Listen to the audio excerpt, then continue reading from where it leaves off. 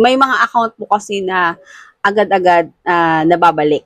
Tulad nung may kakilala po ako na nag-message po sa akin. Tapos yung account po niya na-disable or na-suspend.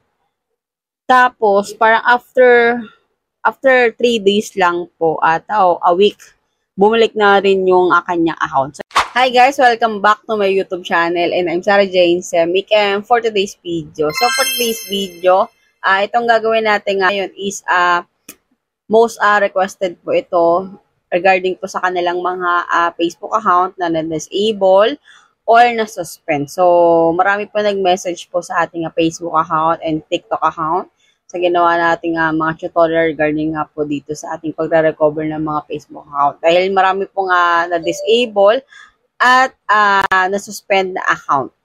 So, yung gagawin natin ngayon is isa sa mga paraan pa rin kung paano natin mare-recover yung ating mga Facebook account.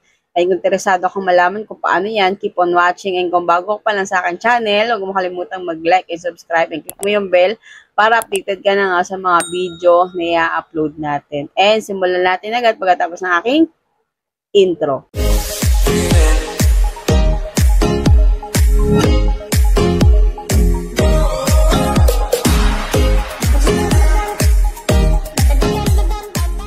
So, nandito po tayo sa screen ng ating PC. So, search po natin.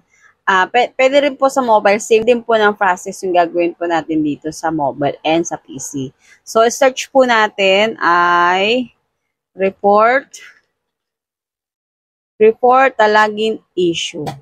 Ayan. So, itong gagawin natin, very simple lang. Magpapasa lang tayo ng mag-submit lang po tayo ulit ng form para para makontak po natin si Facebook Help Center at makapag-submit po tayo ng appeal. So, i-click po natin tong reporting a problem with Facebook. Pindutin nyo yung give feedback about it. So, click nyo yan.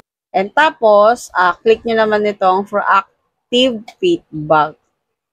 Ayan. So, dito, yung katulad to ng pag-submit natin ng form. Dito rin, ganun din yung gagawin nyo. Yun lang yung gagawin nyo. Yung una natin ginawa, yun yung i-click nyo. Tapos dito, ilalagay nyo dito sa product and picture is login. Kasi nga, yung inyong account is hindi nyo ma-open. So, login nyo lang. Tapos yung your feedback, dito maglalagay po kayo ng sample na message. For example, hindi nga ma-open yung mga account na disable or na-suspend. So, ilagay nyo lang dyan kung ano yung issue nyo regarding po sa inyong Facebook account. Kung na-disable nga or na-suspended. So, kung hindi kayo familiar dun sa mga message na pwede natin gawin, so, punta kayo sa ChatGPT. So, alam naman nyo to kung ano yung ChatGPT. So, search nyo lang dito, ilalagay nyo para si ChatGPT na yung gagawa ng letter para sa'yo. So, can you make feedback about my account was disabled or suspended? Ayan. Tapos, can you make a feedback or letter about my account was disabled or suspended? Na, pwede kayo magtagalog na kailangan na maibalik ang aking account. Yan. Then, translate to English.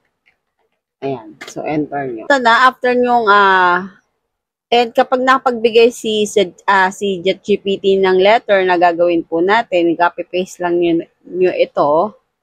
Ayan. Copy-paste nyo lang yan. Tapos, lalagay nyo dito sa feedback.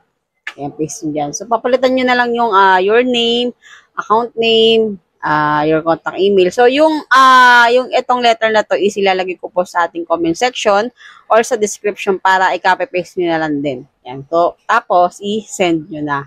Yun. So, ganun lang yung gagawin nyo. Pag hindi pa rin nagre-reply si Facebook, hindi pa rin nag-email, walang update, ang gawin nyo, everyday po kayo mag-submit ng appeal form. Everyday po kayo mag-submit ng appeal form, tapos pwede kayong kumontak sa Meta Support using IG account or Facebook account. So, kapag kailangan nyo po munang mag-subscribe dito sa Facebook or sa IG man yung ano man gagamitin. Kailangan nyong makontak si Meta Support. May ginawa na po akong tutorial dyan regarding po dyan kung paano makokontak si Meta Support using IG account. Yan, kung ano yung ginawa ko, yung mga step by step. So, ilalagay ko sa description box ko yung video na iyon para masundan nyo din. So, ito, ginawa nating video is isa pang way para ma-recover yung mga inyong account. Depende po yan sa inyong account. May mga account po kasi na agad-agad nababalik. Tulad nung may kakilala po ako na nag-message po sa akin. Tapos yung account po niya na-disable or na-suspend.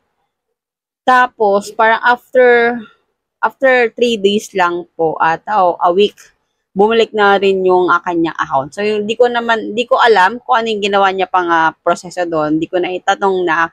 Pero kasabi niya kasi hindi naman siya nag-submit. Hinintayin niya lang bumalik yung kanyang account. So, yun lang ginawa niya. Tapos, may mga nag-message po sa akin. Marami pong nagtatanong. Yung iba, ganun din po yung process na sinasabi ko. Mag-submit po ng appeal form. I-contact si Meta Support sa IG account para makausap nyo, para mas maintindihan ni Meta Support na ganun yung issue nyo, na gusto nyo ma-open yung inyong account, ayun. Tapos, bumabalik naman din yung kanilang account, binalik na yung kanilang account. So, after 180 days, diba, pag suspended, after 180 days, dapat ma-appeal nyo na, dapat maibalik yung account, kasi kapag after 180 days, hindi kayo gumagawa ng paraan para maibalik yung account nyo is permanent delete na yung inyong account. So, yun yung gawin nyo. Magpasa po kayo palagi ng mga appeal form, tapos kontakin nyo po yung Meta Support. Yun yung gagawin nyo palagi. Huwag kayong mawala ng pag-asa, babalik din niya. Kasi, depende din talaga yan. Kung yung account nyo, kung anong ginawa nyo, hindi naman natin alam kung ano yung mga ginawa nyo sa account nyo. Kasi nga, maraming rules and regulations sa Facebook ngayon. Dahil nga, di ba, nagbago siya, nag-update siya, nagkaroon siya ng meta. So, mas inigpitan niya yung mga rules sa Facebook. So, dapat, yung account natin is alagaan natin.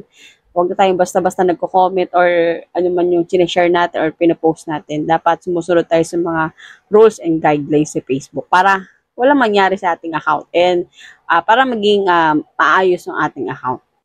So, yun yung gawin nyo, mag-submit kayo ng appeal form, sinabi ko kanina. So, babalik naman po yan yung inyong account basta sumunod kayo, tapos talagang kailangan nyo makausap si Meta Support or si Facebook para maibalik yung account nyo. And kapag na-verify na po yan, na wala kayong issue, na kasi inyo talaga yung account na yon, ibabalik naman po niya yan. Huwag kayong mag-alala.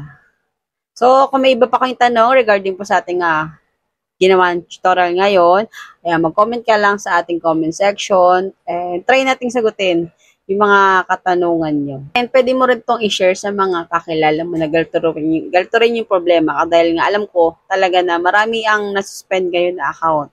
So, yun, share mo to sa kanya para mas aware siya kung ano yung gagawin niya. And that's all for today's video. Huwag mo kalimutang mag-like and subscribe and click mo yung bell para updated ka na nga sa mga video na i-upload natin. And see you next video. Bye!